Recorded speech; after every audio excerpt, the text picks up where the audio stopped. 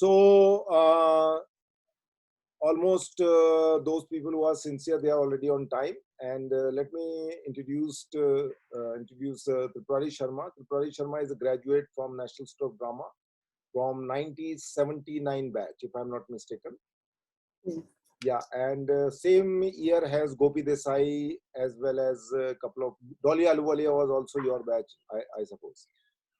So these are two people which are very familiar name in the film world, because Gopi did as an actress as well as a director, and Dolly also acted in a couple of films, and now she is more known as a costume designer.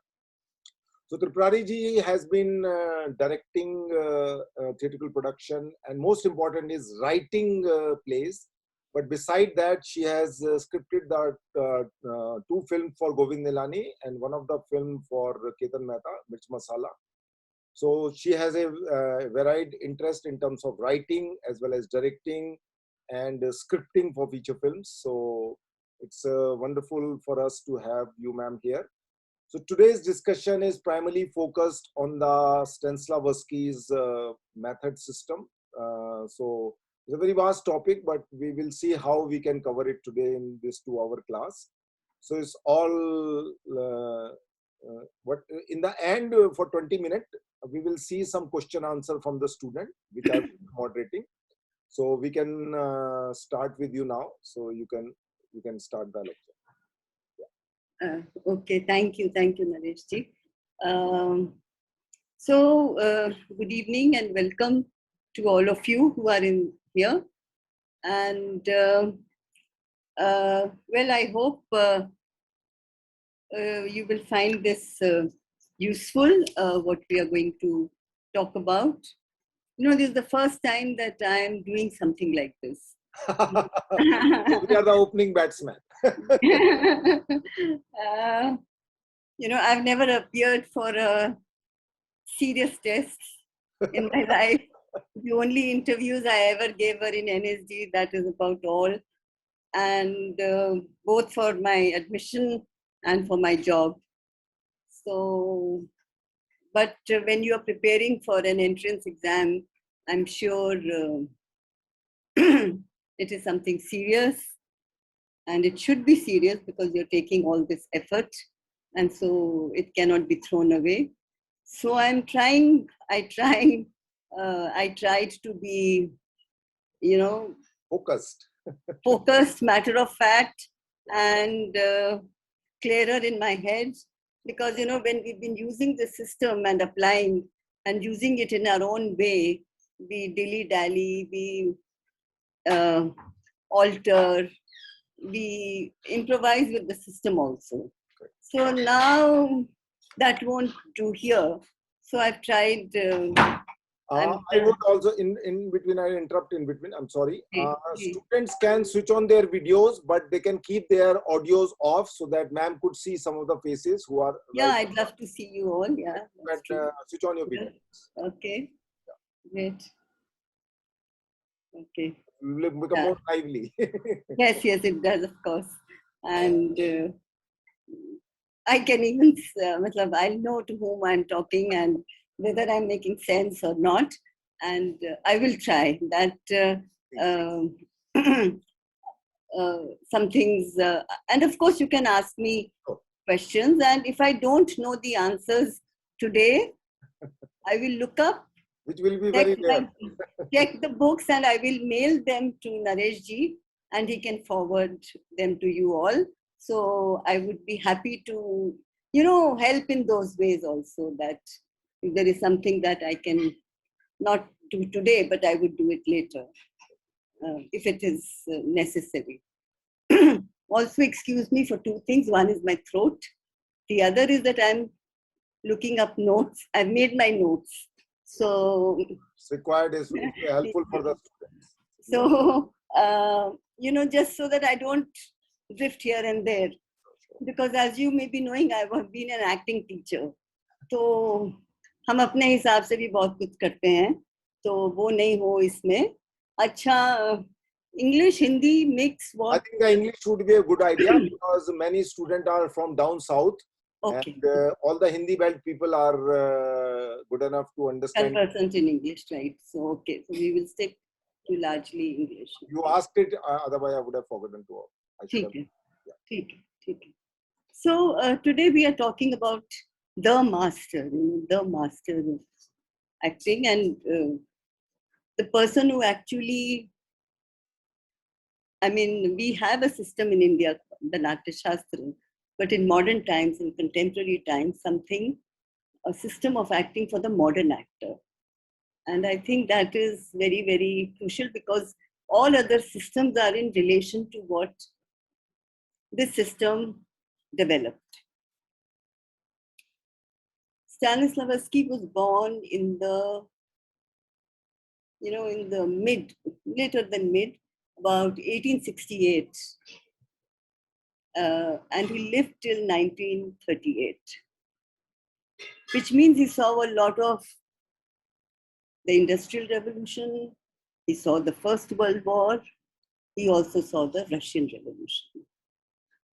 So it is through that period that he developed and evolved his system of acting and his aesthetics of theatre, both. I think the significance of the period is that this is the period that is looking at human beings in a very different light. There's a kind of a potential of the human being that is being understood and realized.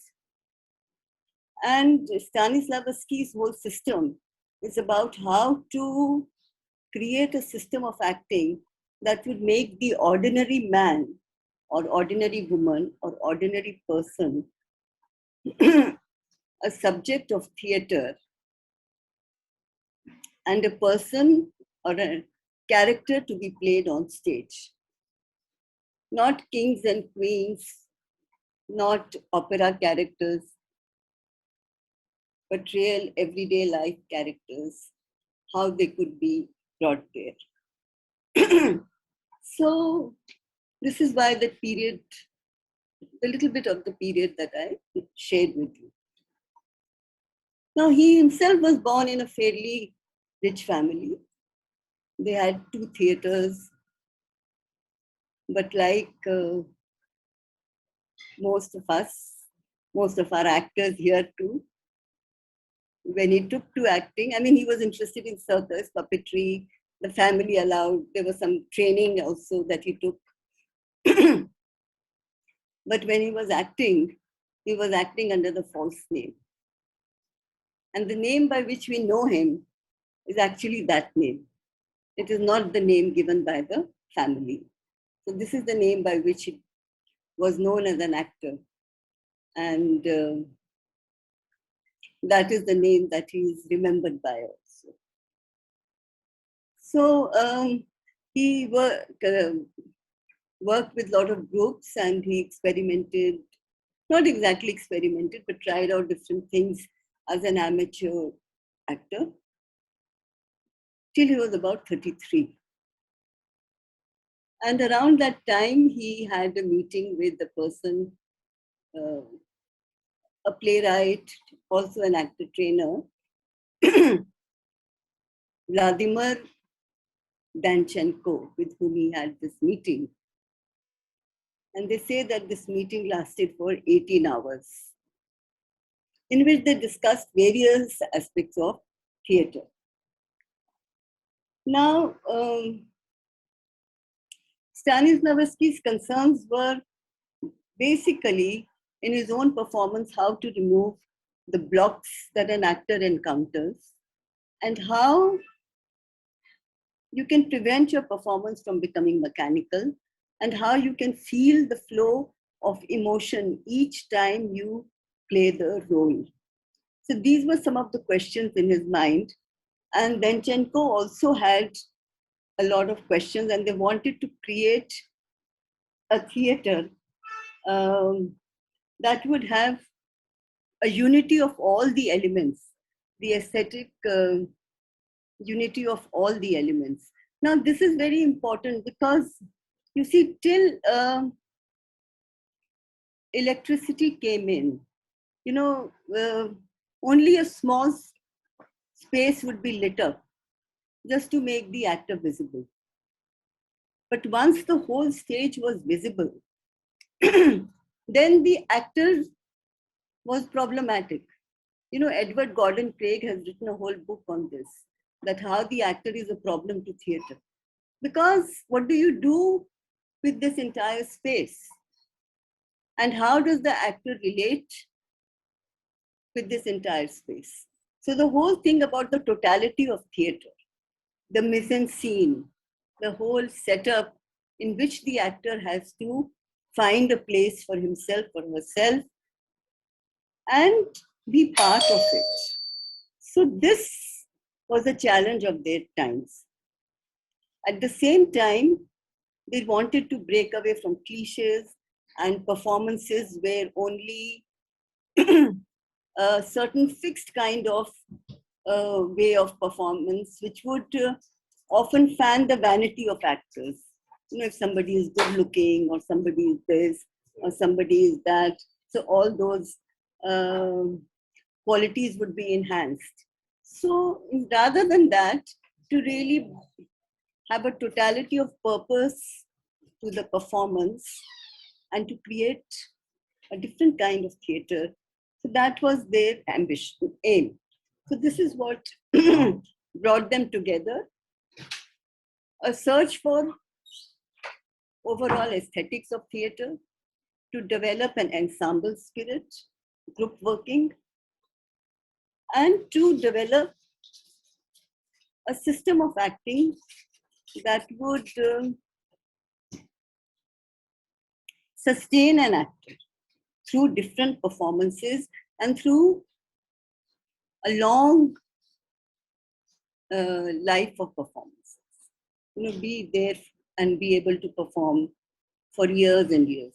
So to create a system like that. So now it's very interesting that Stanislavski calls it as a search for the poetry of the real. जो real world है उसकी एक poetry banana. So now the real world, you know, we are used to seeing the real characters on stage, but you must remember that you know, the death of the salesman is an important play because it is the first tragedy which we say accept, which has an ordinary common man as the protagonist. Usse pehle, they were all large characters, big characters. So now, to search for a method of acting which would have everyday actions, drinking tea or walking or sitting in chairs, etc., to bring that kind of a life on stage. You know, plays written by Chekhov, Gorky, Turgenev, who were coming with all their realism, social realism. So a kind of an acting style that would be able to absorb these plays and give them life on theatre. This is what all this coming together was going to be, or going to mean for them. So they started the Moscow Art Theatre, and it was a kind of a limited company. You know, it was not totally owned by Stanislavski, but it was a joint company. It was a kind of a joint holdings, and some of the actors also had shares in it and so on. So they started this, but the spirit was more academic. The spirit was to really understand what is going on in the actor's mind, and is the actor being able to do what he or she thinks he is doing or ought to be doing? Is it communicating? Is it coming from what he calls the organic within, is what he keeps talking about. So now they did many plays, and some of their most outstanding productions were Seagull, Three Sisters, Cherry Orchard, so on. Then Gorky was impressed by them, and he wrote Lower Depths for the group. And Stanislavski did the role of Satin in it, for which they also took a lot of observation tours into the local markets and all that to search what their characters should look like and so on. And he found an old army person with jiske upar he based his own performance. So actual observation, actual study tour and so on, they undertook for Lower Depths. Lower Depths was a great success. And Meyerhold talks of it very highly. Meyerhold himself became a director, but he started off as Stanislavski's student and one of his very bright students with whom there were many ups and downs, which we will discuss if the need arises. We will talk about that also. But this is one production of which Meyerhold talks very highly, and he talks of all the people who would come to see it, working people, working class, and miners, and so on. He talks about that.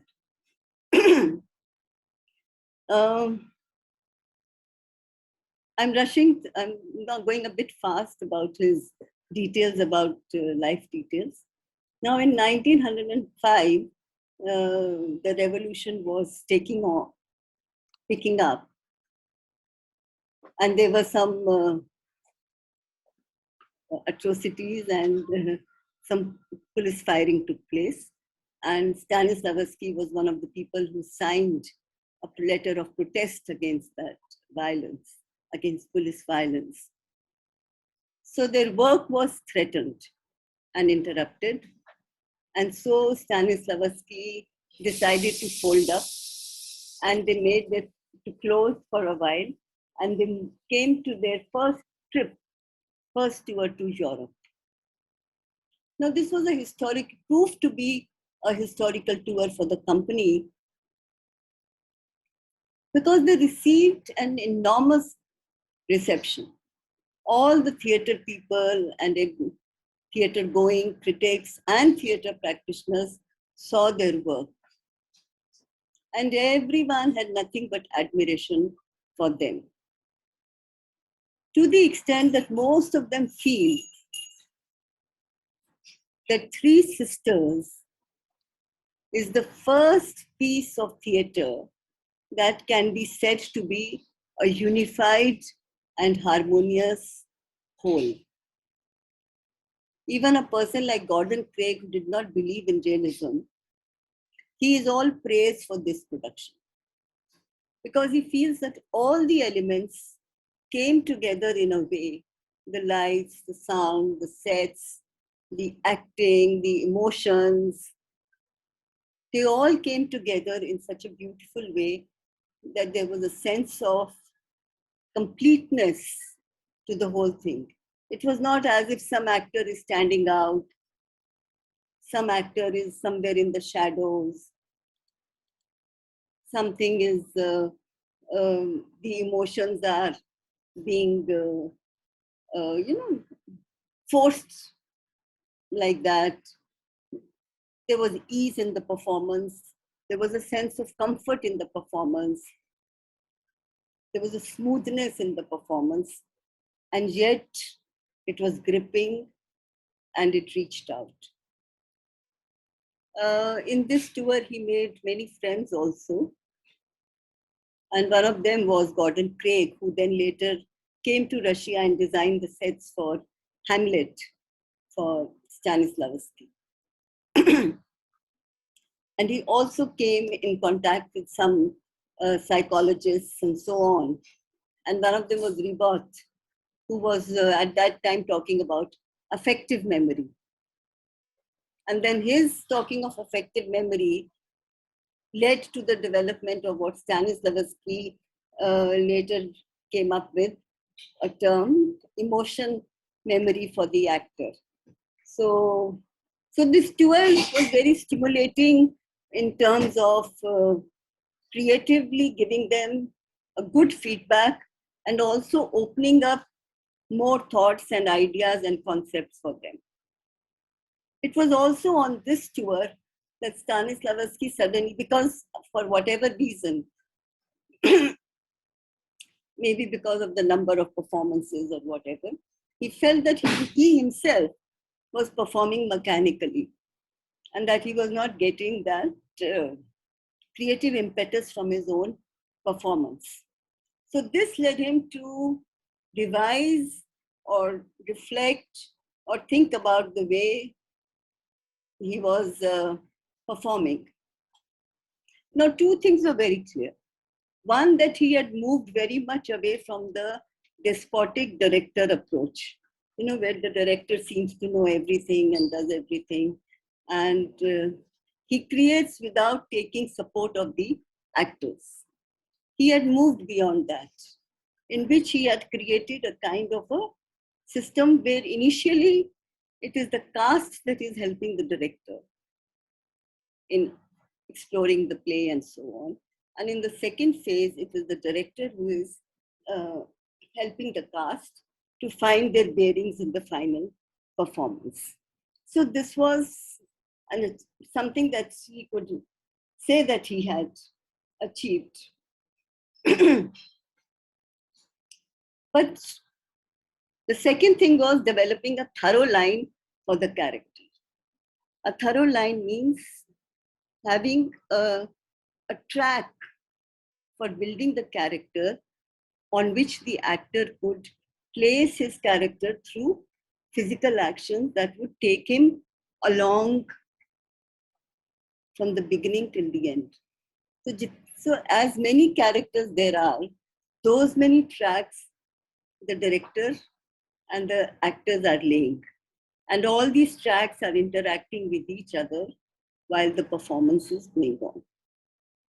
So this is another thing that it could be said that is why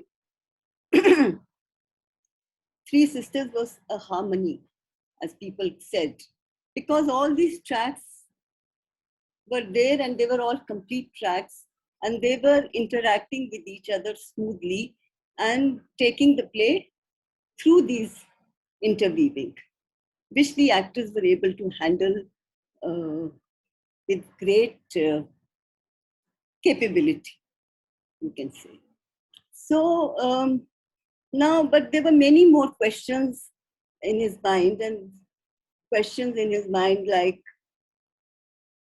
the whole question of emotion was there, the whole question of psychological experience of character and how to balance it with action and so on. All this was there. We will be talking of all these in detail. So after coming back from Europe, he started a more academic kind of a work in which he explored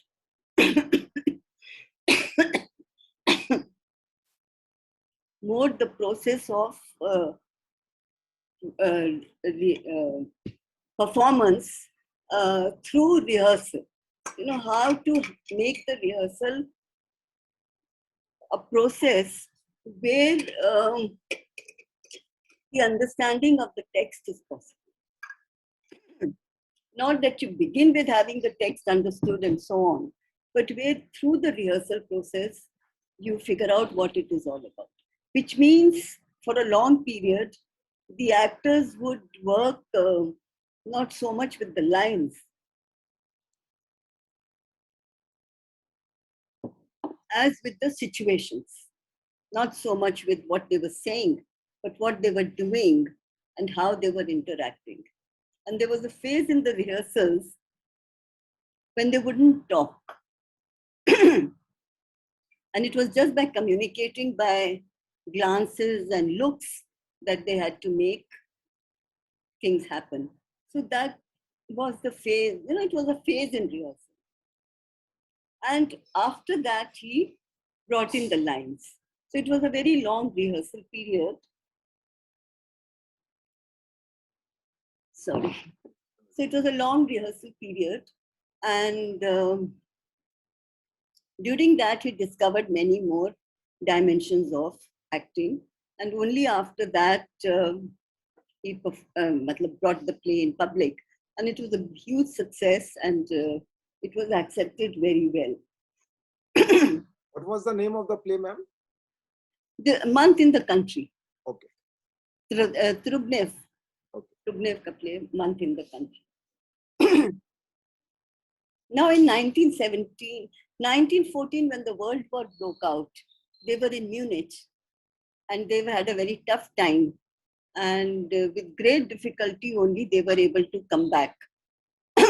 So when he saw the World War, he said, I really felt like death was hovering all around. And it was, it was lucky that they could return alive. They had such close encounters of that kind. And in 1917, the Russian Revolution took place, and the Moscow Art Theatre was very popular at that time. Gorky himself had written 2 plays for them, Philistines and Lower Depths. And Gorky was a great admirer of Stanislavski's work. In fact, when Stanislavski wanted to set up a parallel studio, it was Gorky who advised him not to start a studio for fresh people entering theatre, but for experienced actors who wanted to embark on a more creative journey. So to work with those kind of actors, and that is the suggestion that Stanislavski did take. And Lenin used to watch their plays. So it was not a very difficult time, but Stanislavski himself was thrown out of his house, and then while Lenin's intervention or whatever, he got a smaller house where he moved. And then they took another journey, and this time it was to America, and some of their state subsidies were also reduced.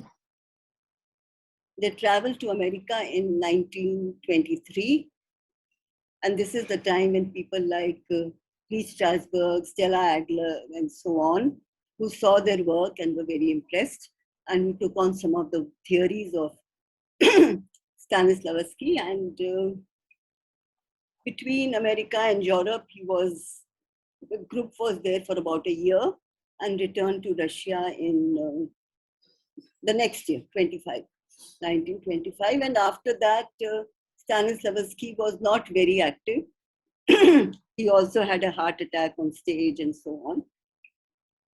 So and then he got an offer to write by a publisher in America. So he spent a lot of time concentrating on all that. So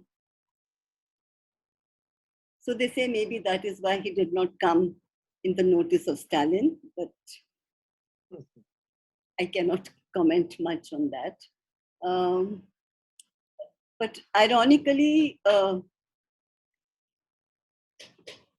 he continued working, and when he was directing his last play and he was not well, he asked Meyerhold to come and take over that rehearsal. Now, Meyerhold was a student with whom he had many differences, and Meyerhold had set up his own system, which is called the biomechanics system. And he had developed his own theater and so on. But when Stanislavski called him, he came and he took over the rehearsal of that play. And Stanislavski said, he is my sole heir here or anywhere else, which was, I think, coming from a teacher of that stature, I think the highest compliment anyone could get from a teacher. I think it was, and Stanislavski passed away, but Meyerhold completed that play and he put it, and he was also looking after the theater. What was this play when he passed away? This play was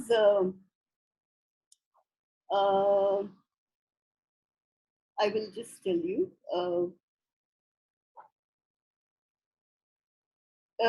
Rigoletto. Okay. Rigoletto. That was the play that he handed over to Meyerhold, and which Meyerhold completed and performed after Stanislavski had passed away. And he was to look after the theater. But in 1940, Meyerhold was imprisoned and shot in prison. So that was what happened to him. But you see, what Gorky did manage to do is when after the revolution happened, there were all kinds of reorientations regarding culture. And there were all kinds of articles that were written even about the Moscow Art Theater, about that it was, too sophisticated, or there were all kinds of things. But Gorky stood by and he called it socialist realism.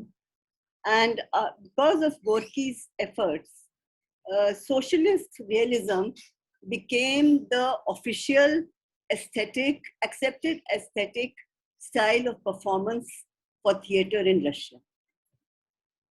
So even though Stanislavski personally had a tough time and Meyerhold had a worse time, the aesthetics of socialist realism survived, and Moscow Art Theatre continues to exist today. And more than that, I think the book that Stanislavski was writing went through several drafts, and that also came after he had passed away. But his system of acting through his writings and through the work of his students has survived, and we are all talking about it. I'm just disturbing in between. Was it his biography, My Life in Art, or it was that another book? An actor and his work. An actor. I think bits of it which we call actor prepares. Correct. But you see, Russian, American English, all this has happened. And now another version has come, which seems to be in contradiction to some of the earlier things that were written. But there is no such refutal of the system, so to say. Okay. For example, in the recent that work which has come out, they say that he has referred to yoga and all that. Now, but there is no denial of the principles that he had evolved in his system. So I think this is a very brief sketch of the ups and downs of his that happened. And now I will just quote a little bit from him, and what was he trying to search before we talk about the elements of the system, that what was his search about. Now, one of the things that he talks about is to develop a way by which an actor feels emotion every time he plays it. So how to create that? How to give the actor that, not exactly a formula, but how to enable the actor to arrive at such a point that he could. Now, for film acting, this may not be so necessary, but for theater, it is very, very essential. And then he says, and I think इसमें ये पता चलता है what he rejects and what he accepts. So even if he doesn't refer to it later on, we should know that this is already sorted out. First is, he says that in order to express a most delicate and largely subconscious life, it is necessary to have control of an unusually responsive, excellently prepared vocal and physical apparatus. Now, because his system, when we talk of his system, we are talking so much about the mind. Some actors feel that this system does not require, vocal training or physical preparation or so on. But that is not, all this he takes for granted. Now, even in the Moscow Art Theatre, half a day would go into this. They did ballet classes, they did rhythm classes, they did singing, speech, all that happened.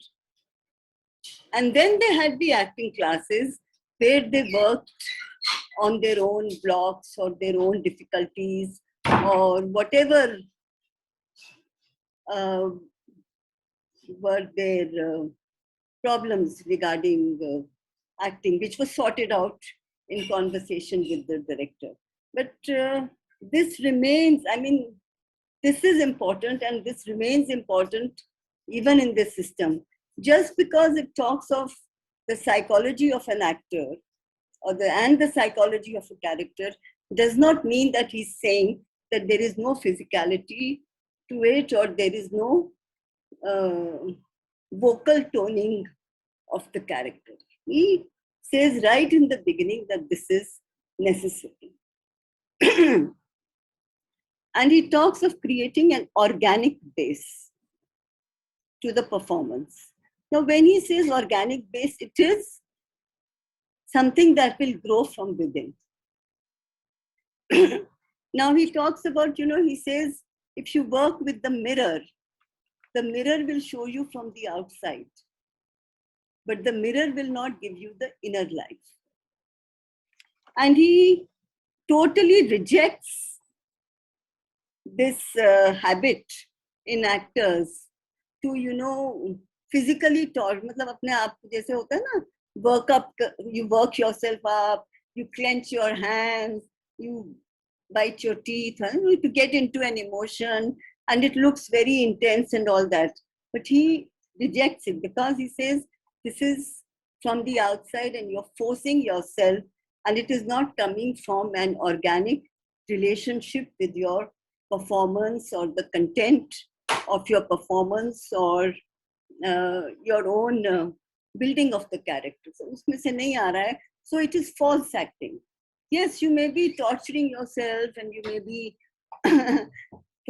suffering a lot, but then it is still, even though you suffer and your body suffers, it still does not become truthful.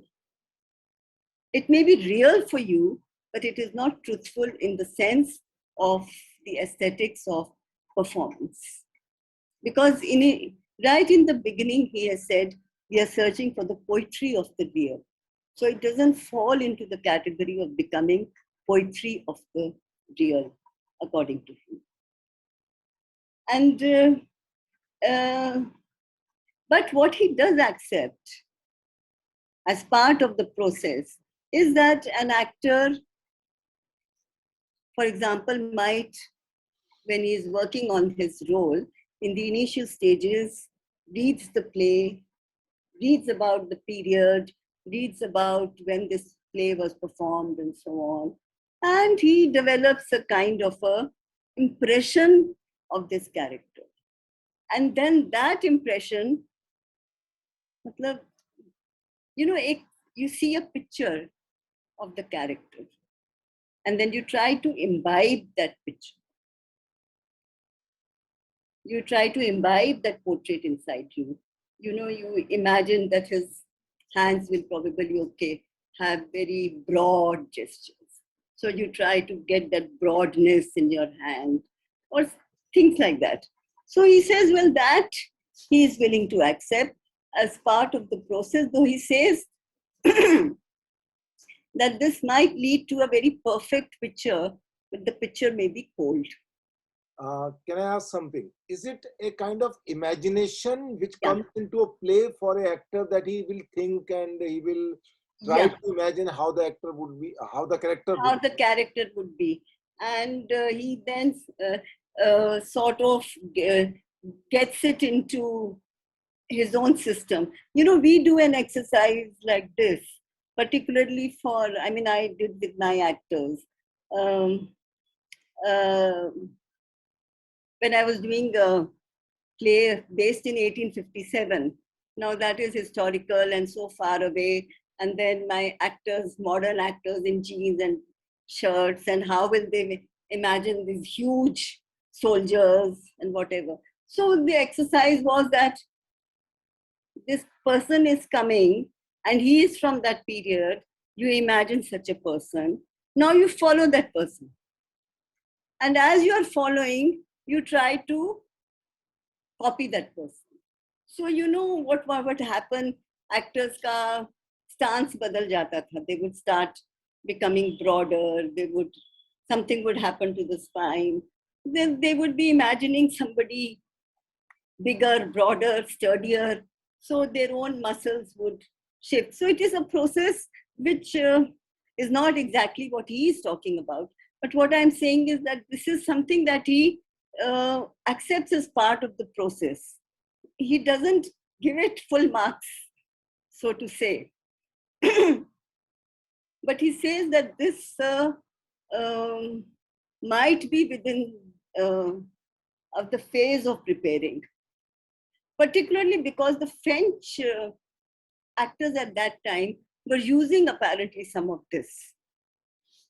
So he is not asking, he doesn't reject it when some of his actors talk about is it the same time it. when the Molière also wrote certain plays? Is the same time? Yes, yes, yes.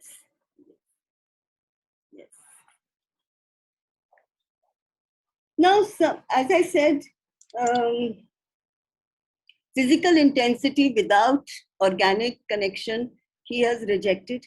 He also rejects breathing alterations. You know, sometimes even for film acting, they tell you to do ये रस की में भी even for ras you will find this exercise, that how different rasas create a different kind of breathing pattern. And therefore, if you get the breathing pattern, you might be closer to that kind of emotion.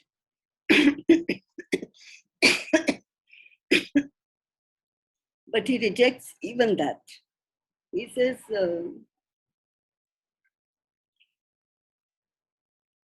neither false physical intensity nor the altering of breath. This is like creating rubber stamps. It is like creating stencils and rubber stamps, is the term that he used. Could you elaborate this breathing thing a little more, which he rejects this breathing business? You see, actors के साथ ये, that okay, if you have to have a certain fear, for example, है ना, भय में हा हा हा हा हा हा हा ऐसे होता है. अगर आप इसको पकड़ लेंगे तो आप भय तक पहुंच जाएंगे. That is another school of acting, which would but work from here. That if you get, you are arriving at the through a psychological knowing कि मैं क्यों डर रहा हूँ, मेरे सामने क्या है, ये डर कैसा है, what am I expecting, where am I. So even without knowing all that, I could still do it by the altering of breath. And for many people, it works.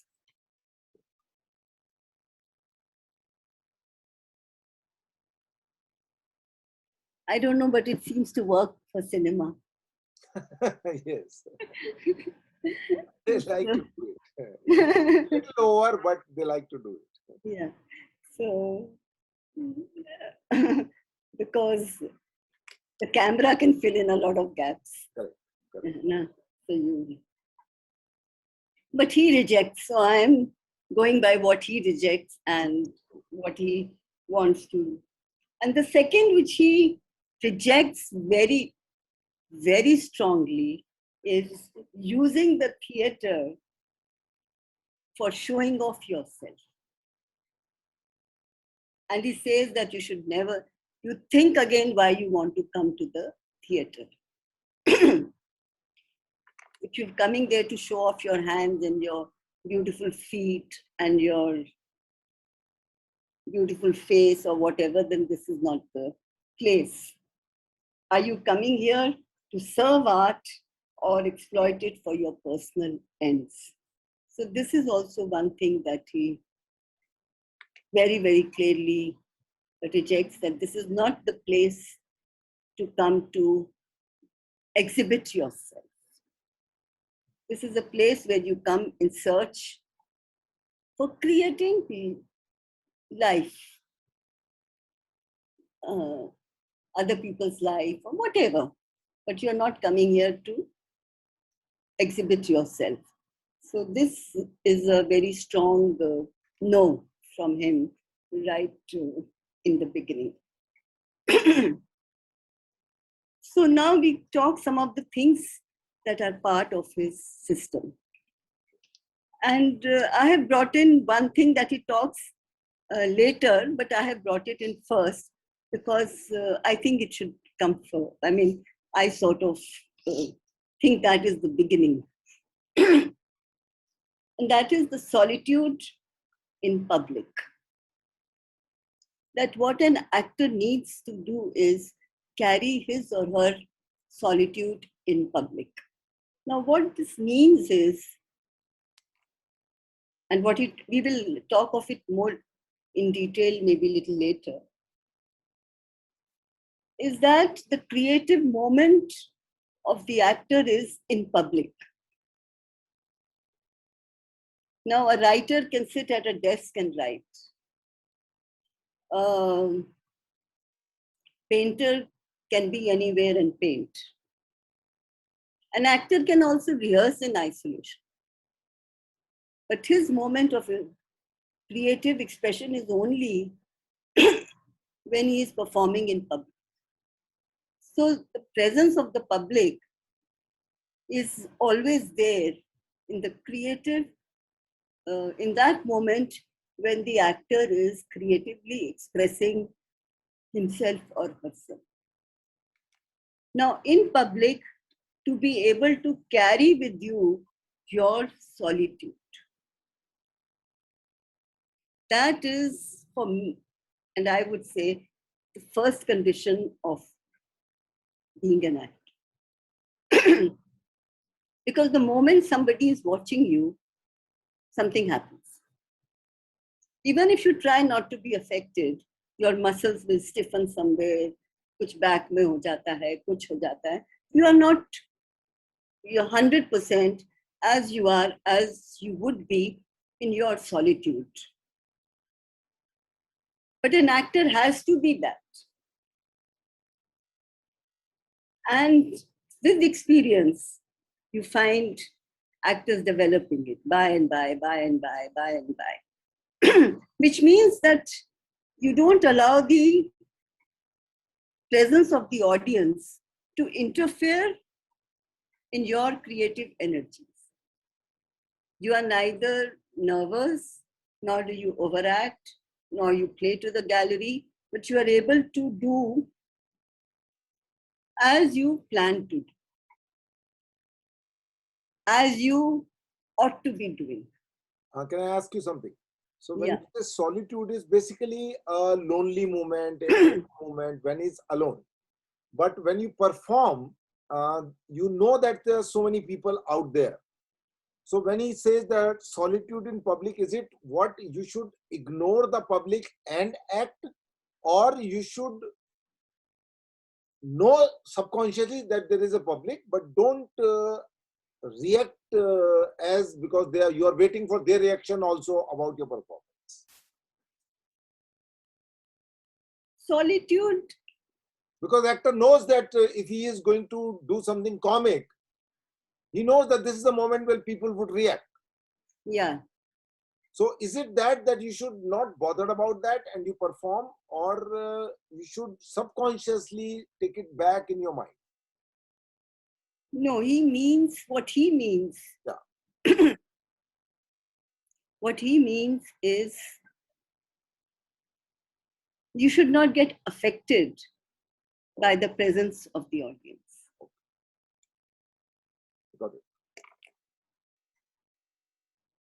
And by solitude would mean not the lonely moment, but the moment of ease that you experience when you are with yourself.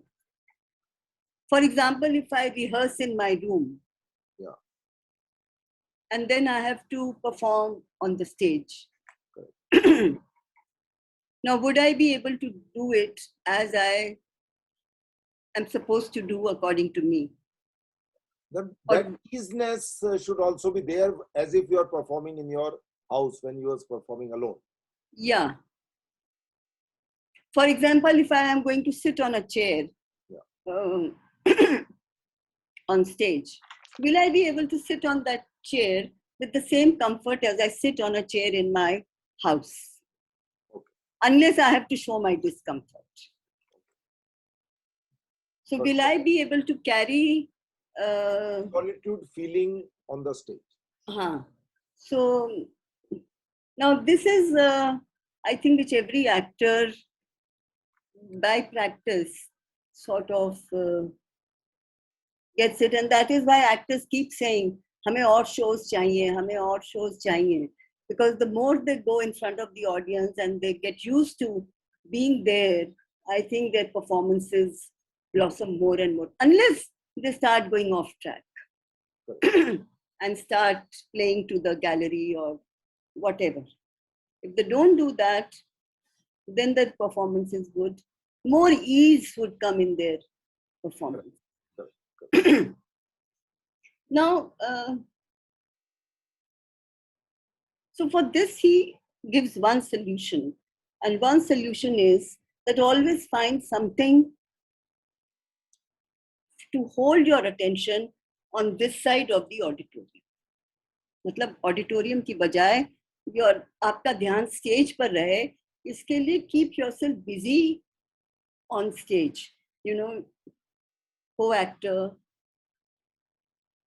or an object or something in the imagination which can occupy you. So that then you are not allowing the interference from the auditorium. You can reduce it. So if you occupy your attention to something that is happening here. And he also says that your action can be both inward or outward. It can be a physical action or it can be an action that is going within you, inside you. It could be either of the two. Now, action is something he goes into great detail because the word actor comes from act, actor, action, and action can be both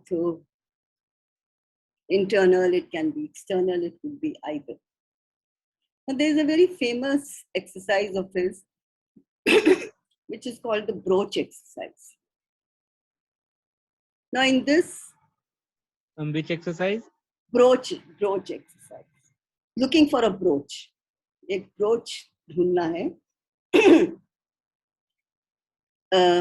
And when we talk of this exercise, we are coming to his next important, very important component is to believe. What do you mean when you say to believe in something, to develop, to have a belief about what you are doing? Now, what he does in this exercise, he tells a girl that, you know, you are poor and you may have to leave your house. You have no money. Now, a friend of yours, very rich, has come and she's given you a brooch. and you didn't want to take it, but she insisted, and she pinned it to your curtain and went. Then you went to see her off, and when you came back, you couldn't find the brooch. Now you have to look for that brooch in the curtain. So the girl comes and looks for the brooch, and she can't find it. So the director tells her, you didn't look. Now you were showing us that you are looking for the brooch, but were you actually looking for the brooch? How important is the finding of the brooch? So you see, now this is where, now two things you must remember. One, that Stanislavski is dealing with the generation of actors, and ये actors, इस तरह के actors पिछले 100 साल में और बढ़ गए हैं. They have increased. An actor who has a mind, who will say no. So you tell the actor,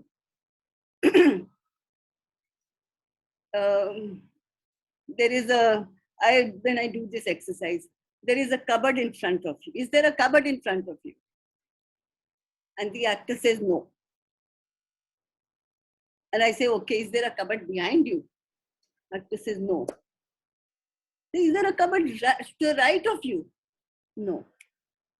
Is there a cupboard left of you? No. So what happens? I say, sit down. Can I ask one question? Can I finish? When an actor says that there is no cupboard behind me, but he has not seen behind it. No, he may turn. He may turn. But his answer is no. So what do? I say, sit down. I call the next actor. I said, there is a box in front of you. The actor says, yes. I said, is it a small box or a big box? He says, it's a small box. So I say, how small? He says, it is 8 inches. I say, okay, is it heavy or light? So he says, can I touch it? I say, okay. So he says, oh, it's very heavy. Now what is happening? There is one actor who has blocked. With the no, he has blocked. And there is the other actor who accepts the suggestions and goes on discovering. So when you block, so now you have to persuade your mind to not to block. So his whole thing is that you cannot order your mind. You can persuade your mind. You can coax your mind. You can slowly convince your mind. That is why he has developed this system. Because he's dealing with an actor who will say, well, so what? Okay, the brooch is lost, so what? I'll think of something else. So then to make that actor really look for the brooch, what does the director do? He increases the urgency. You have only 10 minutes. If you cannot have the money in 10 minutes, you will have to leave your room. So what you are doing is, belief is not just saying, there is a brooch. But the belief is in saying, this is a brooch here that can save my life, that can save my room. That means I can go on staying in the city. That means I don't have to go home. That means I don't have to go and face my angry parents. That means I don't have to go back to a life of drudgery. I can do all this that I want to do in the city. So finding that brooch means all these things. And therefore finding that brooch is so very important for me. And I must look for it. Now the action of looking is careful and my urgency is high. But if I allow the excitement to overpower, then my looking will become false. आप कितने भी गुस्से में हो, you may be as angry as you are, but if you're washing a glass,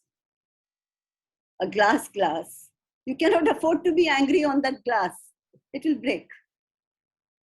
So you have the anger, but you have to remember that what you are washing is something that has to be handled delicately. So You have the physical nature of the exercise, which is how do you look for a brooch in a curtain. And the second is the urgency of the situation. So actually, it's a lot of things for the actor to keep his or her attention on.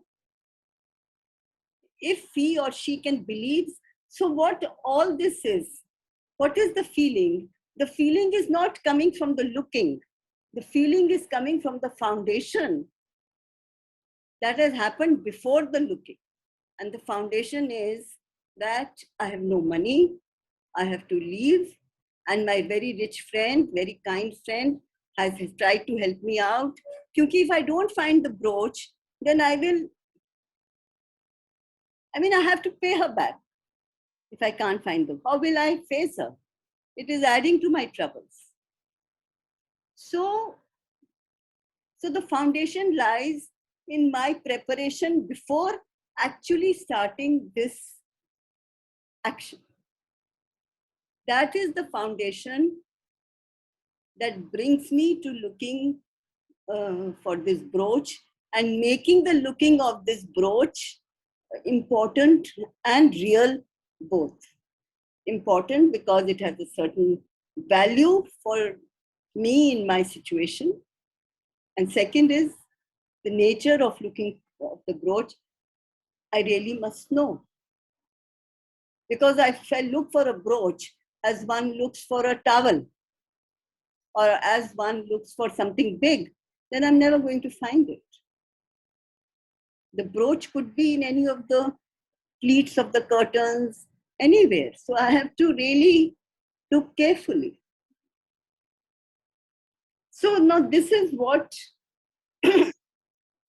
belief is. Belief is what allows you to focus on your action and to do it actually. And to believe in the need for doing it. So belief is a very big circle. Belief is not just saying, okay. Yeah, okay, I accept that there is a river in front of me. But the belief would be, okay, what kind of a river is it? Is it a big river? Is it a small river? Are there fishes in the river? Is there algae in the river? Is a foul smell coming from the river? Can you see the pebbles in the river? So you see, belief is something that an actor, to believe more and more, keeps multiplying. Ma'am, you would like to have a 10-minute break for yourself because you are speaking and we as a audience are just listening. If you're a little tired, we can do a break for 10 minutes. You could let the camera be on, your system be on, and I will pause the recording and we'll come back after 10 minutes. You want? Or you want to continuously carry on? Well, as you like. I mean, if because you are talking. वो तो मेरा चलता है, चलेगा. If you're fine, we can continue. But if you're tired, we can stop for 10 minutes and then we continue. You let your camera and other things be the way. Okay. Okay. So you can, we'll come here for after 10 minutes, guys. So after 10 minutes, there's a break and then we'll come back here after 10 minutes. Supposing we can't finish everything today? No, it doesn't matter. It doesn't matter. Whatever comfortably we can do it. I have filmed some question from examination point of view, which I'll discuss with them. So whatever we can carry on today is fine. Rest we would do it tomorrow. There is no. No, I will try to finish, but maybe little bit. It doesn't matter. It doesn't matter. So 10 minutes we'll break and we'll come back. Yeah. Let the system be the way it is right now. No.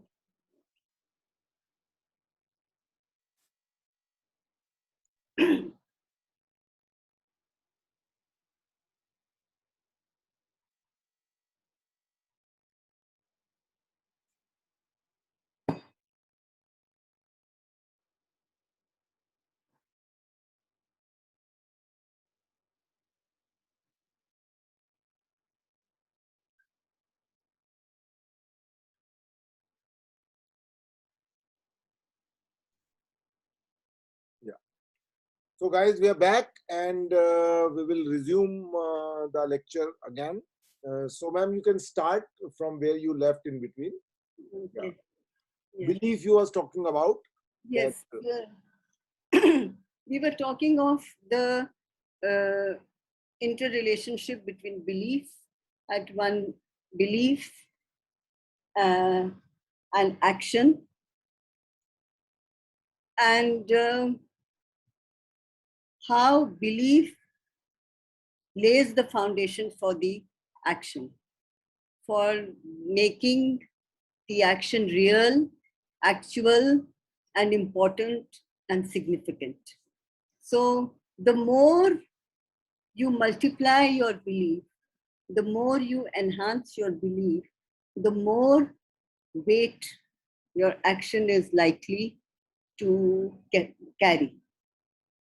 So, you know, in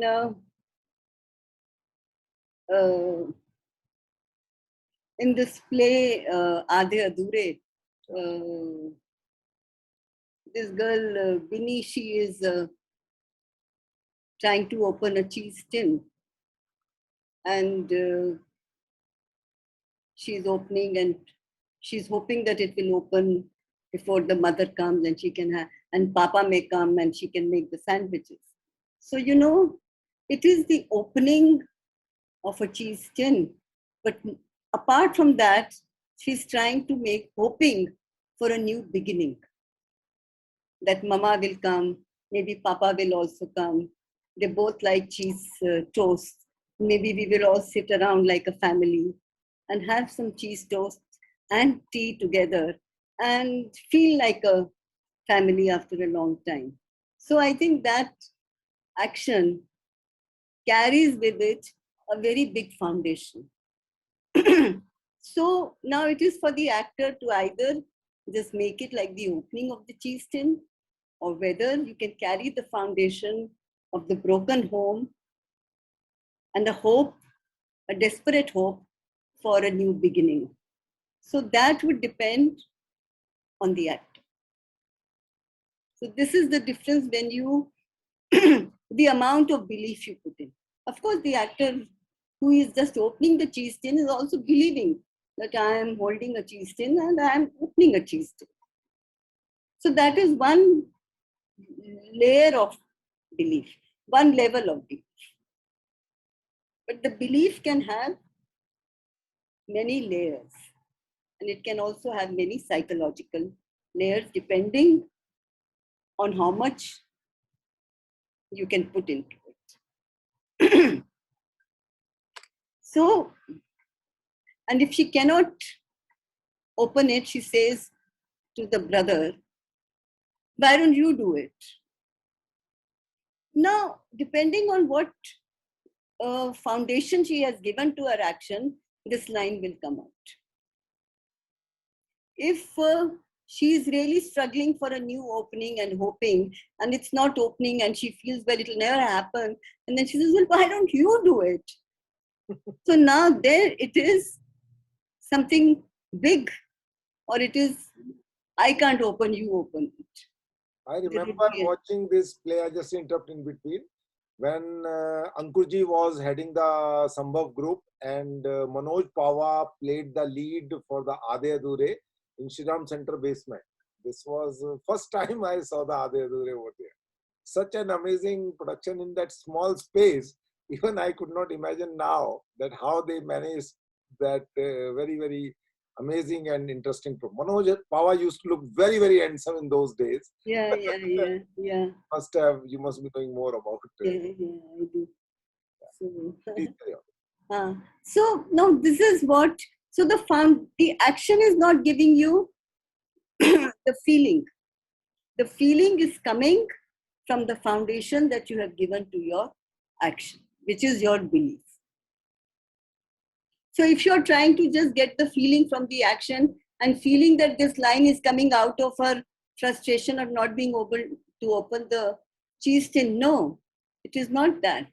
It is what she has come with the preparation of what this means. And then that feeling comes, and then with that, she asks him that, well, why don't you do it? So, अगर वो outburst बनना है, तो वो that outburst will not come out of the action. The outburst is coming from what she has prepared for the action.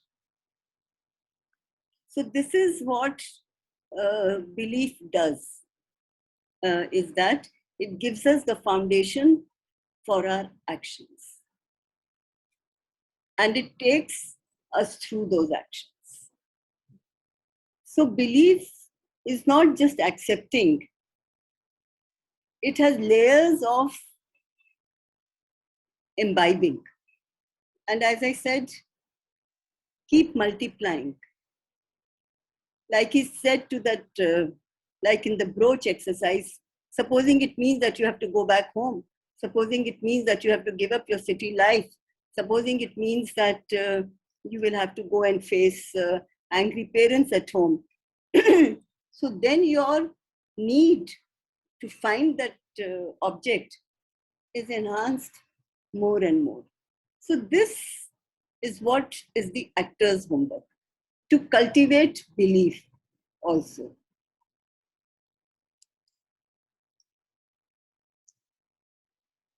You know, there was once an actor who said to Karanji was doing some rehearsal, कि sir मैं ना believe नहीं कर पा रहा हूँ.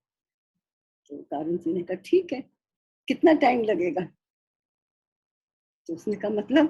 उसने कहा नहीं, आप ले लो टाइम, कितना टाइम लगेगा आपको बिलीव करने के लिए, हम उसके बाद रिहर्सल करेंगे. So, he has a very strange sense of humor. So you see, the belief is essential to your work. This is what, when I was saying about the no actor, the actor who keeps blocking, then what do? But an actor has to receive and then develop from there. Now, if you see a cupboard, the next step would be open the cupboard. Or is the cupboard of wood or iron, or is it of steel? What is it? Does it have a lock? Is there glass on it? So then you can explore more. But if you block, then you can gain that much only. So this is something, a quality that, because you see, the actor generally begins with a given script. Correct. So accepting that, and we'll come to that in a while, to the circumstances given there. है ना, उसी से लेकर आप अपना बना सकते हो. उसी को रिजेक्ट कर दोगे तो फिर बेस नहीं मिलता है ना. So this is the difficulty in acting. You need to accept certain things. So if you have question है, सॉरी इंटरप्ट कर रहा हूँ. मैम, जैसे बिलीफ का आपने बताया, कई बार क्या होता है कि बिलीफ रिहर्सल के साथ साथ कभी कभी चेंज हो जाता है. और जैसे कि इंसिडेंट है एक मेरे प्ले में कि मैंने किया था पंछी ऐसे आते हैं जी.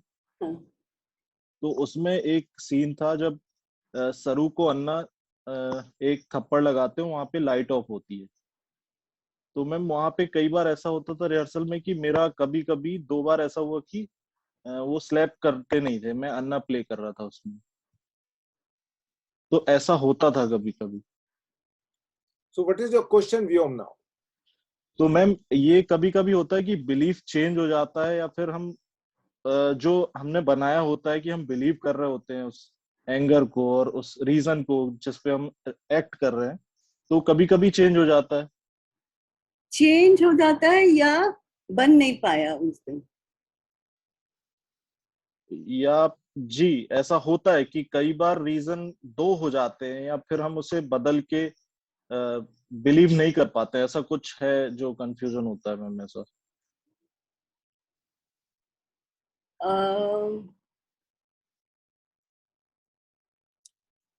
Are you trying to say that particular in performance you was not ji to believe what you was believing in earlier performance. That's what you ji mean. जी जी, या तो ma'am over a period of time ये experience के साथ gain होता होगा कि मतलब हमारा बिलीव स्ट्रांग होता है किसी चीज को लेके। नहीं, बिलीव बढ़ता जाए वो तो मैं एक्सेप्ट कर सकती हूँ कि जी जो चीज आज इतनी हो रही थी वो कल बढ़ के हो रही है, which means that your association and relationship with it is increasing, जी है ना। पर वो गायब हो जाए या कुछ और हो जाए, उसके पीछे कारण कुछ होना चाहिए, जी है ना। उसके पीछे there should be some reason for it.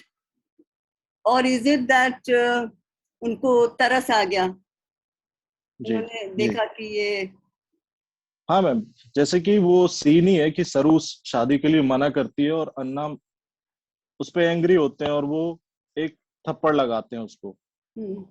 तो कई बार वो बहस होते होते वो एक पीक पे जाती है बहस और अन्ना थप्पड़ लगा देते हैं। तो वहां पर पीक पे जाते जाते ऐसा लगता था क्या मारे इसे और क्यों क्यों मारना चाहिए इसे। तो वो एक चीज कभी कभी वहां पे बदल जाती थी मैम, जैसे कि नहीं इसे मारना नहीं चाहिए।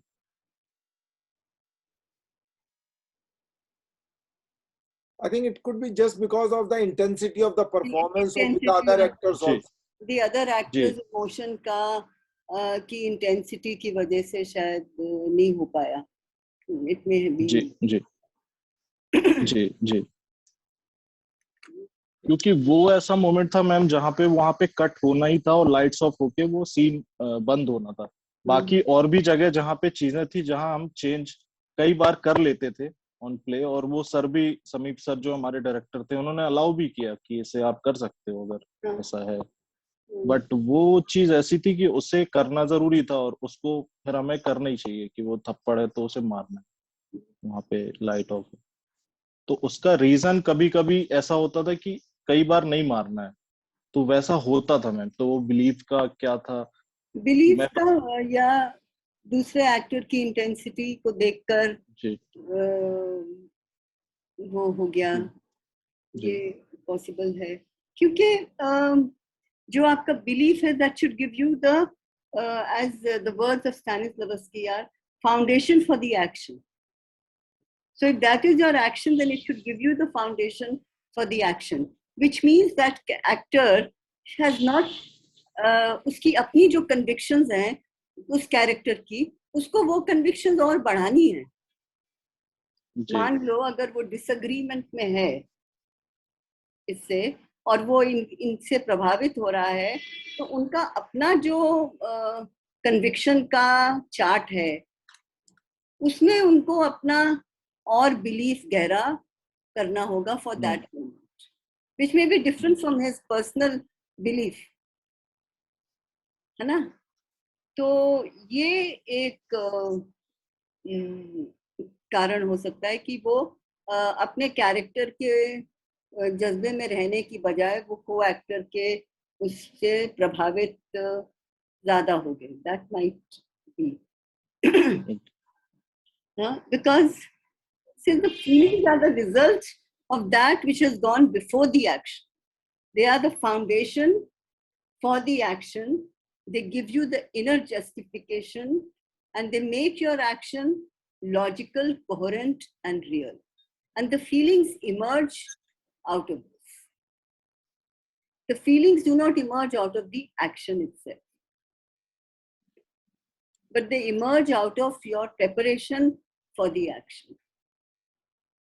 Now, every director, every acting trainer would probably say something like this, that it is the foundation that you and the preparation that you bring with you to your rehearsal which makes the action. So it is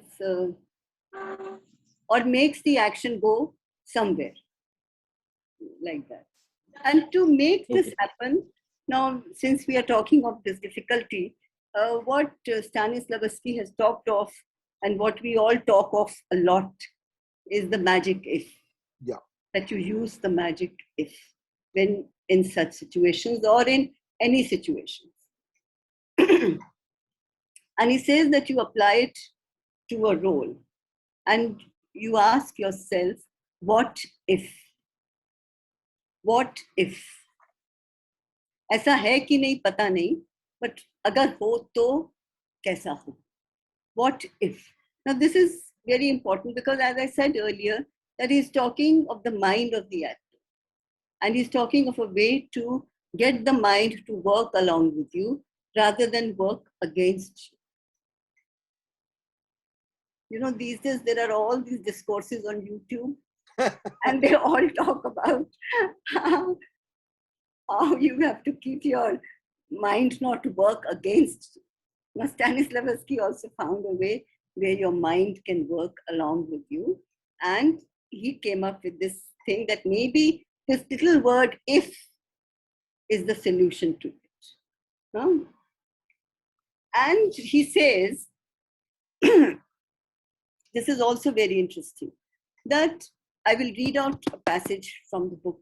Yeah. But before that, I'll just say that what he says is that when you react to what if, the answer that will come will be probably very close to your heart. And he says, this is all right, because you are the one who is going to play the character. Never forget that you are not the character. You are playing the character. So your interpretation of the character will be one that is close to your heart.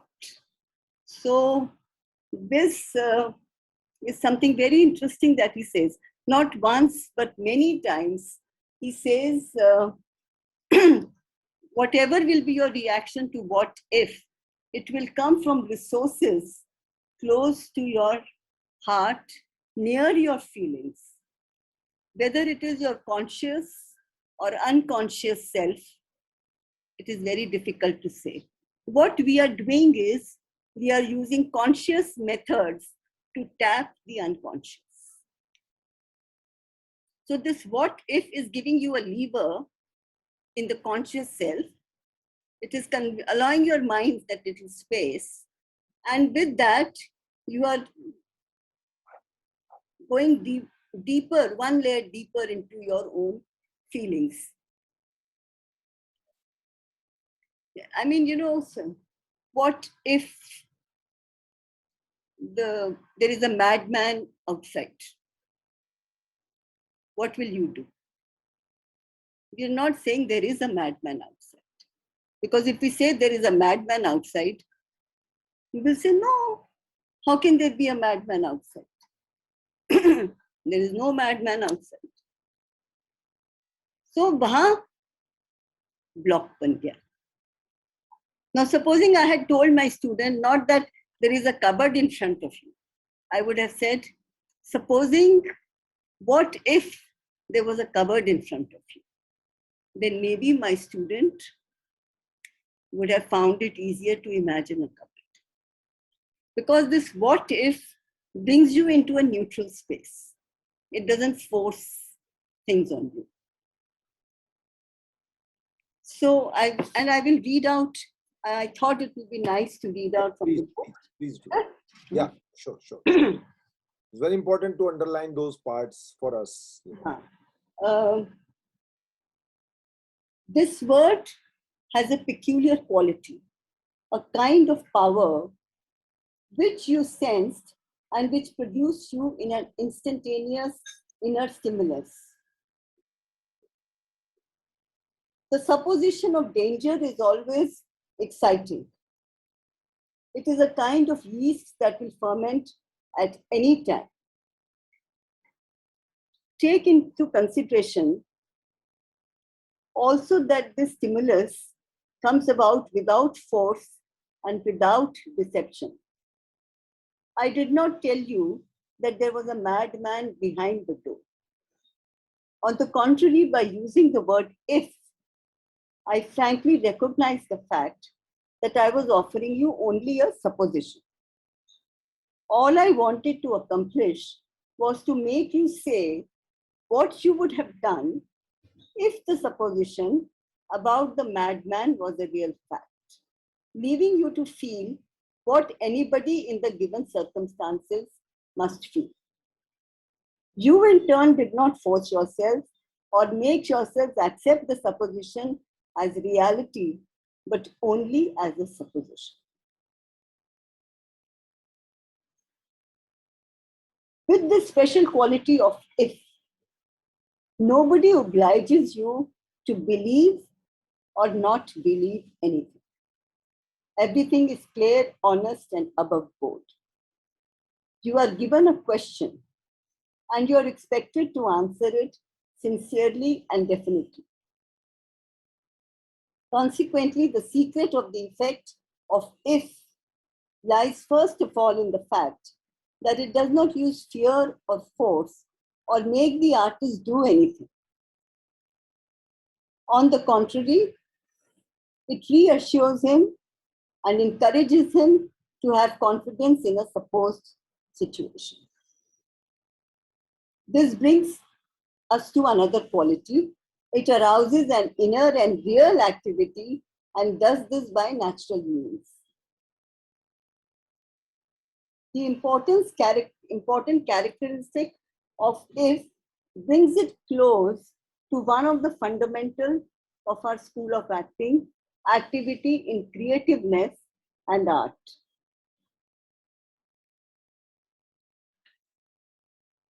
So, this is what he says about if.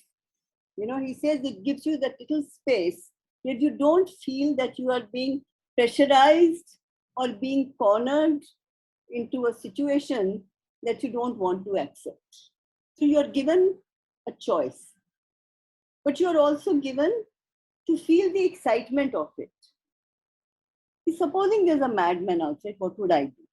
So now, okay, in an imaginary way, I am happy to imagine that if there's a madman outside, maybe I will shut the door, or maybe I will peep out, or maybe I will call somebody, or maybe I will run under the bed, or so I can, what would I do then? I may do any of these things or anything more. I may call out. So my mind then starts working on the possibilities of the actions that I could do.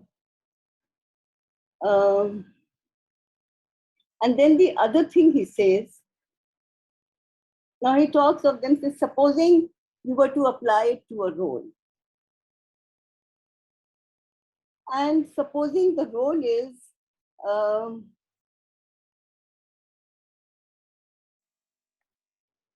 he gives an example of a Chekhov story in which one man has taken a nut from the railway line to use it for his fishing line. Now, supposing if... In the text also, we were taught in 6-7 standard somewhere, I remember. Now, supposing if you are the judge, what is the judgment that you will get? Now, they say, so he says that whatever answer you will make will come from sources close to your heart because you're applying the if. And he says, to achieve this kinship between the actor and the person he is portraying, add some concrete detail which fill out the play and give it an absorbing action.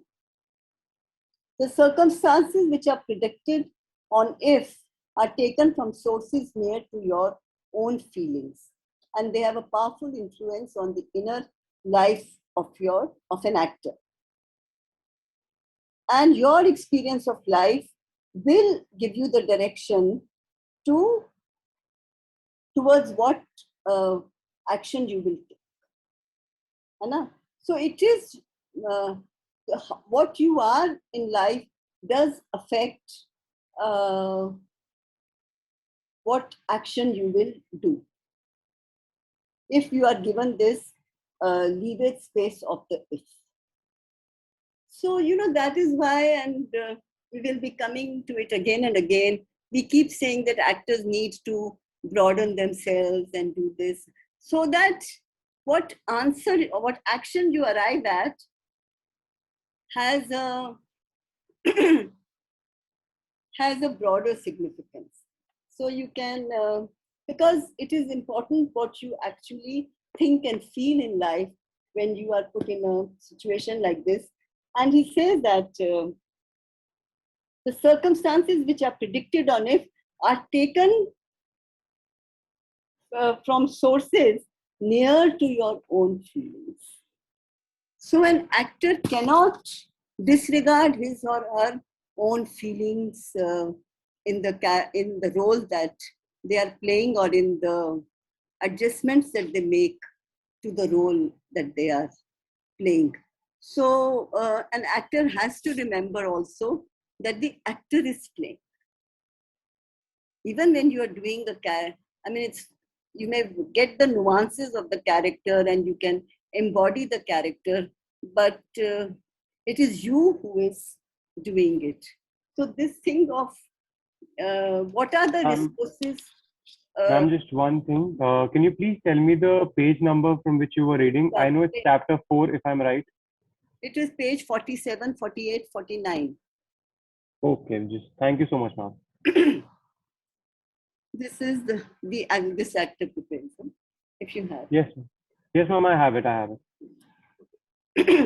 In fact, I can give you other page numbers also, because all the quotations I have taken for today's class are from this book only. That would be really helpful, ma'am, because I have the 2013 Bloomsbury edition, and I think it should be close around in the pages.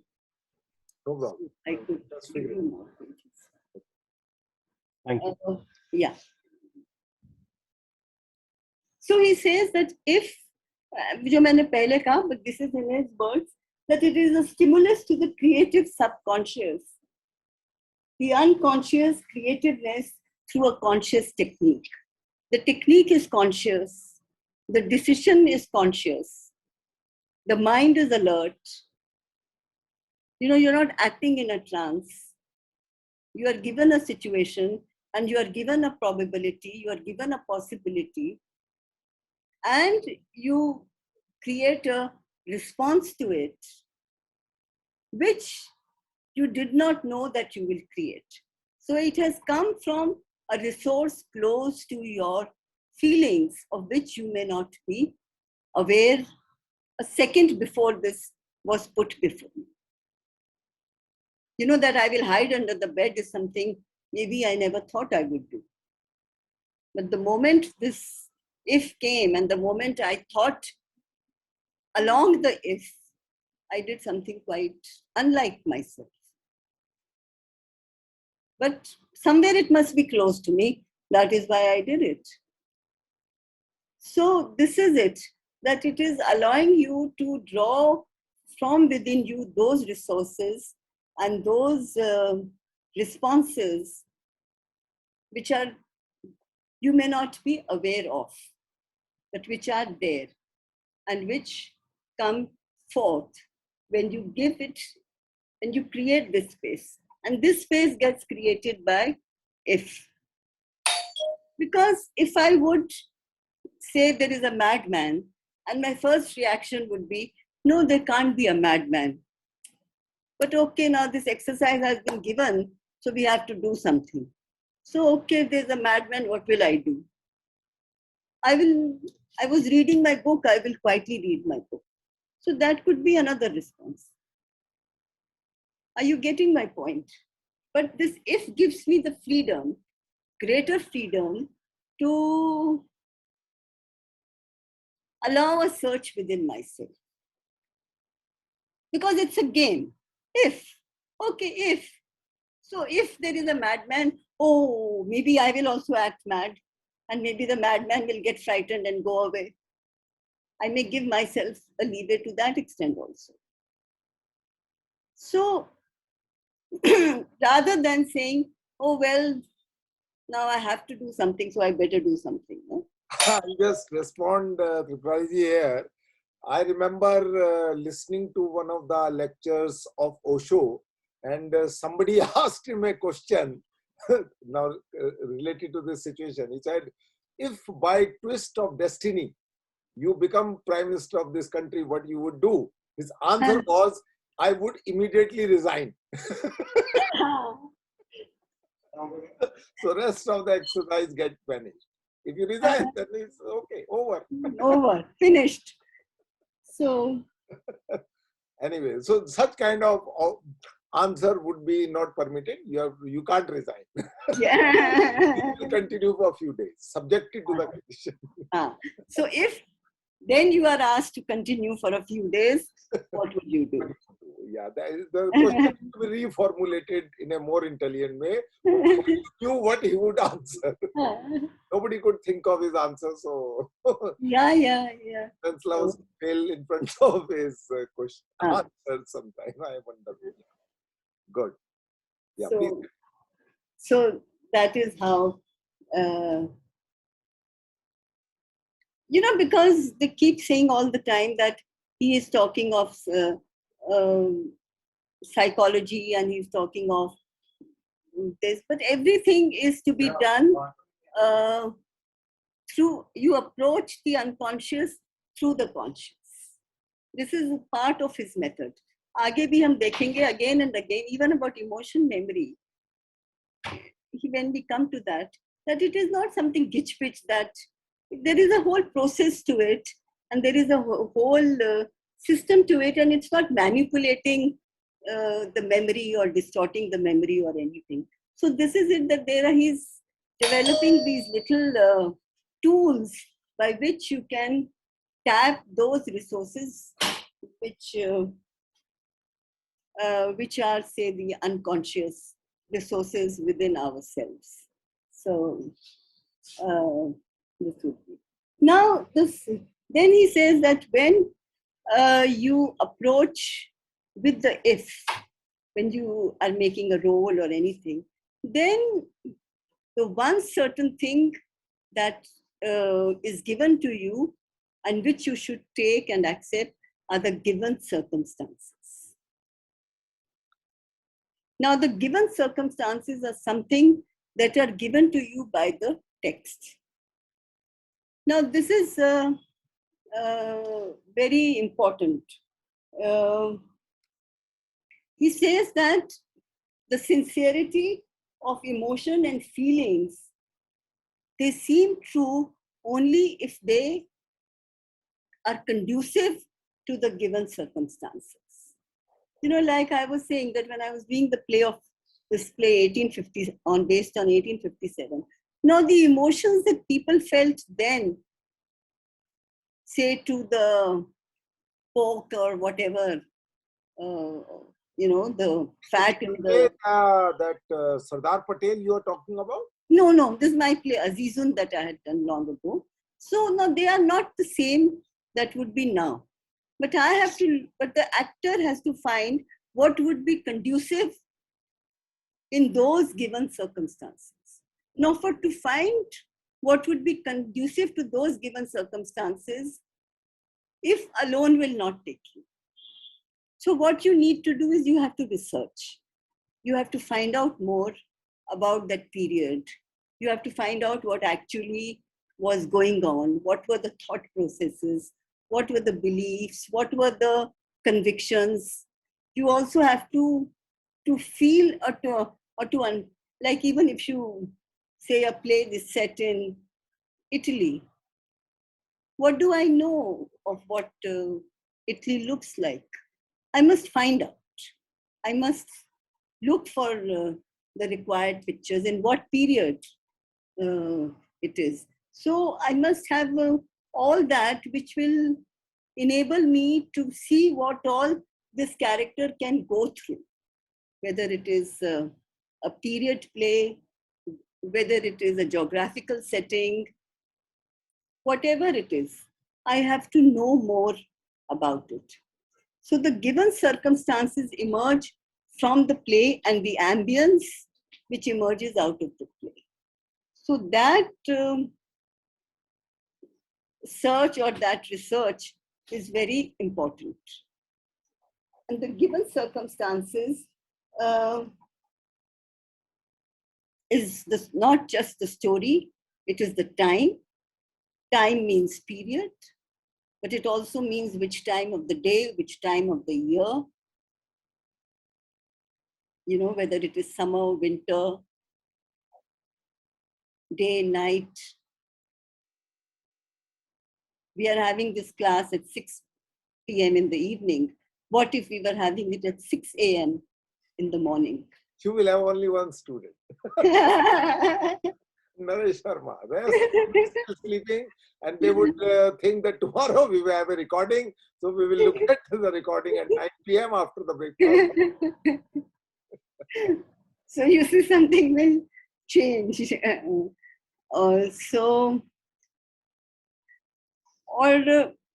many things are, so many factors create so many dimensions. So you have to, so when we are saying given circumstances, we are talking of all, you know, what you hear everywhere, which tell you who you are, who your character is, where your character is, in geographical space, and also geographical in the area, then location, is it a home, is it outside, and then what is your relationship to that space. ये miss कर जाते हैं, ये बता देते हैं कि ये घर है, ये what is my relationship to that space. If I'm in a friend, this thing, relationship with the space in terms of, is it? Supposing I am in a friend's house. Okay. Then what is my relationship to this space, which is my friend's house? Am I comfortable in it? Do I sit on a, do I come here so often that I know I have a chair on which I will always come and sit, so that has become sort of my chair? Or do I always come and sit in the corner? Or do I sit close to the door so that I will leave quickly and go? So what is my relationship to this space? So who am I is also not just name, age, whatever, but what is my relationship to the other characters in the play? Whom do I like? Whom do I don't like? Whom do I get along with? Whom would I trust? For example, one exercise we do with our students is, and which taken from Stanislavski, is when you read the play, you imagine the space and you create that space. And then you find which is the space in which your character would be most comfortable. Near a window, outside the door, by the door, in the kitchen, in the corridor. Where is your character going to be most comfortable? So now that these are ways by which you are making the given circumstances, internalizing the given circumstances. So within knowing those circumstances, so it is who you are, where you are, what you are, when you are, which period. You are in 1900, you are in 1850s, you are in 1700, you are in 2020, where? When you are. Then is it day, is it night? Is it summer, is it winter? Is it early morning? Have you just arrived? Or have you been here for a long time? So all these things will give you, your basic posture, your basic position, where you're going to sit, where you're going to stand, how you're going to look at whom, because then you know what is my relationship to them. So who you are, where you are, when you are, why you are. What brings you here? What are you trying to do? Anna, why are you here? You are here on an errand. You are here on a purpose. You are here to say something. You are here because you've been forced to come. You are here because you wanted to come. So again, you will bring in belief and you will bring in other things to interact with the given circumstances, and then you will get more and more the hang of, placing yourself in the performance, in the play, by bringing in all these things. I think for today, Tripurari, we are more or less done. It's 8 p.m. We have a 5 minute, but we can take it up to maximum 10 minutes. If the part, we can carry on tomorrow. Whatever is left is not in a hurry. Okay. And then we will continue with another master. So we will first finish the Stanislavski. There is no parameter of finishing deadline and all that kind of thing. So we'll comfortably, it was a wonderful session. I made many notes which I will share with the student in terms of the question and answer format. Well, I'll just take a minute to finish. Please. Because he says, I will repeat also tomorrow, Sure. that when you are taking these given circumstances, they will give you an outline of what your character is like. But at this stage, don't worry about the feelings. Try to just get, he keeps talking of the track, laying your track. So you get the given circumstances. In the beginning, forget about feelings. And when the inner conditions are prepared, the right feelings will emerge. So you do this. It's like if you want to have a flower, then don't go after the flower. Because ek phool aap todenge, wo to murjha jayega. So if you want to have a flower, you have to water the seeds. You have to take care of the plant, and then the flower will come out. So it is the same thing here. What we actors are always conscious, trying to do, acha ye kya feel karta hai? Even a singer follows the notes first, doesn't think of the emotions of the song, follows the notes. But actors always want to begin with what are the feelings. Whereas you make the notes, your apna swar pakado, feeling uske baad aayegi. But we worry too much of the end rather than going via the beginning. If you go from the beginning, go from the foundation, then you achieve what he has called organic. Yeah. So perfect. So if somebody has a question, you can ask about today's discussion, and then we will continue tomorrow. So as I said that the FTI exam pattern question and answer, that I will take care of what question can be formulated out of it. But don't worry about that. Whatever you have understood, that is more important, and that will be helping you to become an actor someday or other. So ask any question if you have a doubt right now, but don't make a comment, ask a question, please. Yeah. Ma'am, one question. Yeah. Ma'am, how an actor... I can mention. Yeah, please. Ma'am, my question is how an actor should deal with or remember or learn a monologue. Is there any mention? There any mention in the Yes. method? That we will come to at a later stage when we talk of the overall aesthetics that an actor follows. So, because if you go by the Stanislavski method, he doesn't believe in lines as lines per se. But the lines have to have some impetus from either a co-actor or an action or some reaction or some physical activity जिससे वो line emerge होनी चाहिए. So the line has to emerge. In fact, sometimes he, as I said earlier, when he was rehearsing for a month in the country, he brought the lines almost after 2 months. So this would be a... We'll take this up when we, for example, Meisner believes in learning the lines fast. So different masters have different approaches to lines. Okay. Anybody else? But lines necessarily are part of an action. They come out with feelings. Okay, they No, change. not, it would be part of an action. The whole action that you have an objective and you're doing an action, and your lines are part of that action. And that is why we talk of the text and the subtext. Because the lines are saying something, but they are also carrying something more to them.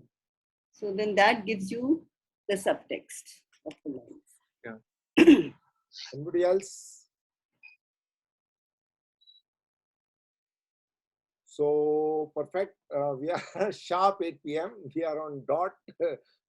And if I assume the people have understood, at least I have understood what you have spoken, which is more important for me because I could formulate certain question for them and I would interact with them on a email. So you can leave now, ma'am, and you can press your down button and I would take 10 minutes to chat with them. Thank you. Thank you. Please. Thank you all. Just Give us the poll. Thank you, ma'am. Thank you. Thank you. Thank you so much, ma'am. Thank you. Just press that red button in the corner and yeah, that's it. Wonderful. So gentlemen, let me just say today we had a 15 student over here and for me it is equally good. If people are not here, I am fine. I don't bother about the number of people, how many people would be there because FTI has only 10 seats. If 14 people are here, it is still fine for me. And earlier there were 20 or something like that. Remember, if I can find a question from this discussion, so you can also find. Okay. So today I'm a very, very strict teacher and very hard teacher because if you are not willing to work hard, I'm not willing to work hard. That is my theory. I would formulate certain question out of today's discussion. Tomorrow morning, you will have this recording with you people. Formulate what question can be asked on today's discussion. Okay. And then I would send my question to you only if you send me your question. If you will not send me your question, I would not send my question. My commitment is 2 hour discussion. I have done it. That's it. If you're not willing to work hard, I'm not willing. You have to write the answers. You have to appear in FTI, not narration. So tomorrow, I have made my note of 6 pages here. Every page I am writing quickly, immediately, so that I may not have to refer again the 2 hour video because I don't have a 2 hour to look back again into the video. But yes, if it is required, I would not mind to look into it. But if you have not made the notes, if you are not going to look into the video of 2 hours and prepare your question, I would not share it with you. And don't think that tomorrow दोस्त से पूछ लोगे कि sir ने क्या बताया था क्योंकि दोस्त भी सो रहा था 14 लोग थे अभी 13 लोग ले गए एक आदमी और गायब हो गया ठीक है तो मुझे कोई फर्क नहीं पड़ता मुझे कोई फर्क नहीं पड़ता है my experience of 15 years of running this institution called CRAFT, out of 100 people 5 are sincere, 5%. That's it. That is my experience. 5%, here there are 12 at least. So I'm launching the poll. That would be the attendance. Rest of the people who have disappeared, they were never the part of this discussion. So just mark today's your attendance. This is your attendance. Whatever rating you give, it's fine. Tripurari Sharma, you would not be able to meet otherwise. She said that is my first online meeting in 2 years since the COVID has happened. She's a professor which retired last year, and even if you are studying in NSD, you would not find her over there. But I got it because of my relationship with her, and I convinced her that it is important for you to interact with the students online. And what she has spoken, for last 10 years, I'm trying to understand the Stanislavski. Everyone who happens to be from theater, I try to grab him, try to understand whatever he's saying. So that's it. So 10 people out of 11 has voted already. So thank you very much. And we'll chat tomorrow again and meeting for today. If somebody has a quickly question, I can answer it. I had posted another question on the direct message to you that I wanted the page numbers ma'am read from. You can easily find it. Don't worry. Every book has different versions, has different things. As long as you go for the chapter and topic, you will easily find it. It's not a problem. It was 47, 48, and 49. Apart from that, she also said that she would also share the other pages because we'll quickly get to. In any day, in any way, you have to read the whole book. Yes, I have read it, but I want to go through her selected pages so that it would save me time for not giving it another read. That is my thing. Just refer to the discussion today. Tomorrow morning, when you have a time to do it, I will load this discussion today itself. Okay. Okay. Thank you so much, sir.